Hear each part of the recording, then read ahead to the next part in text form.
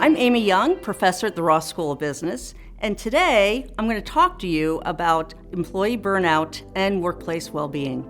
I don't need to tell you that burnout is a significant issue in the workplace. Currently, 65% of employees will report feeling burned out in the last year.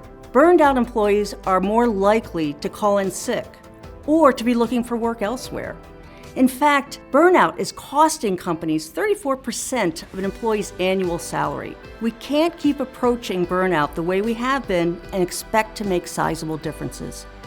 Now, mental health resources, stress management classes, those are important, but they're just not enough. Fortunately, we do have some alternative approaches, but it will require us to think differently about workplace performance, energy, and well-being.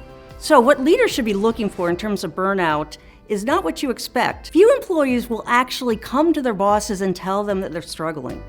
So what does burnout look like? It's going to be a change in energy, poor performance, or not showing up to meetings on time, not turning in assignments, or just the quality of work has depleted. These are all signs of burnout. It's not as though employees are not motivated. Burnout is really about physical depletion and exhaustion. It also is about feeling mentally disengaged from your work or that work has no meaning.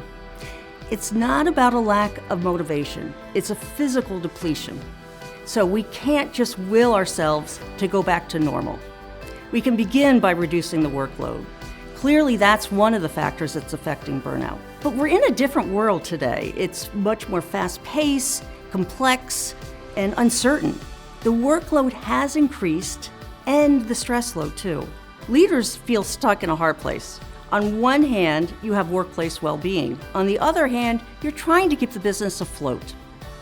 But this is a false dichotomy. We can start to think of it differently.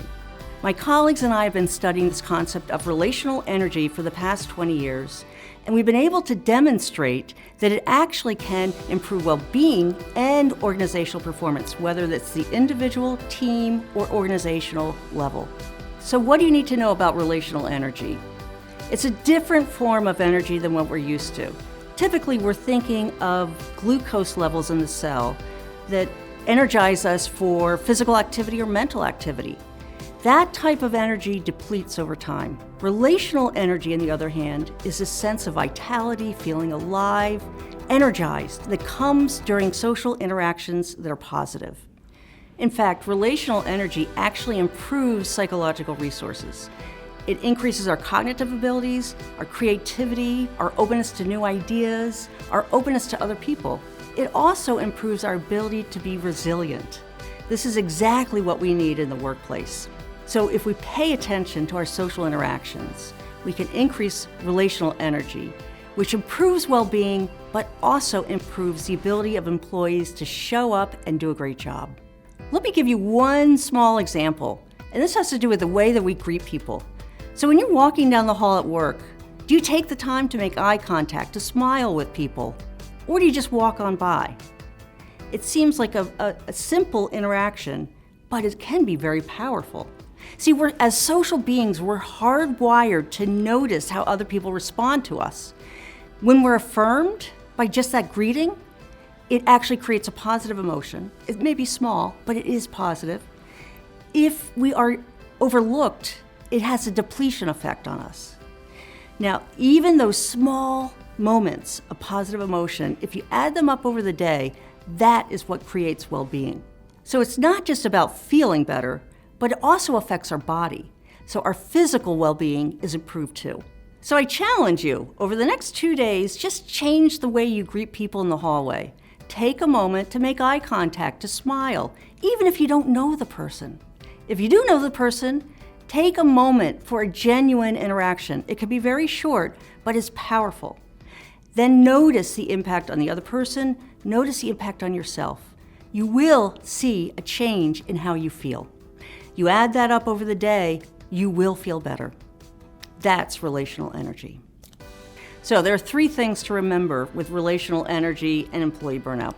1, start thinking about burnout, well-being, and performance differently.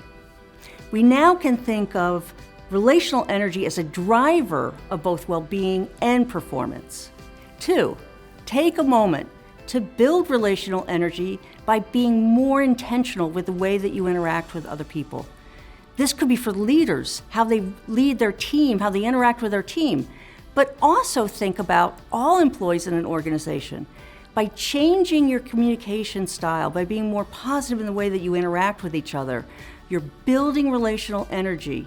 You're enabling others to function at a higher level. You're improving their well-being as well as yours. And 3, think about how you interact with others at work. If you're creating these positive interactions, you're actually building the relational energy, you're building the well-being, and you're enabling them to work better. You're also improving your own well-being. So if you want to learn more about relational energy as a way to combat burnout in the workplace, get in touch with us at Michigan Ross Executive Education. We look forward to hearing from you. Thank you for your time, and go Blue.